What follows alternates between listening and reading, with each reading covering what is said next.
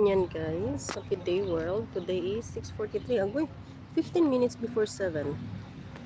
So yan ang ating beach shuttle. This is a beach in Kruger. So this is only a public beach guys. So makikita niyo, still sunny. Sunny day since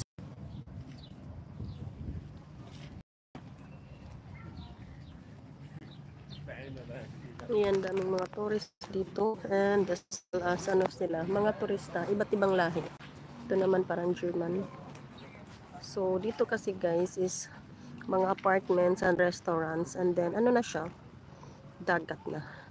So dito ayan, meron ng mga pasahero nag-waiting para sa boat. Papunta na. Ginoo ko.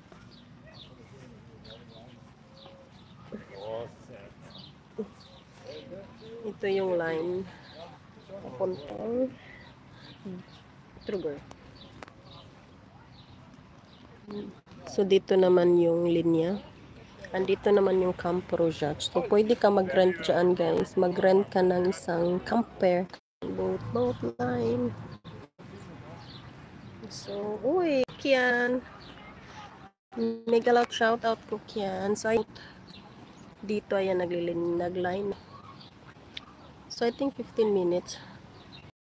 Here to the other.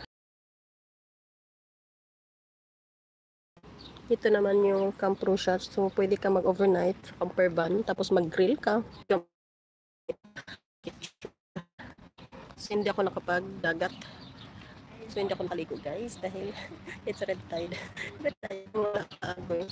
So, doon sila si Angela at si Tata. Dito banda. Dito.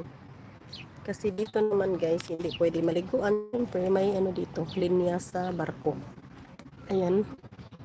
Paparating ang shout out. Spooky Joy. Sige. Yan ang barko.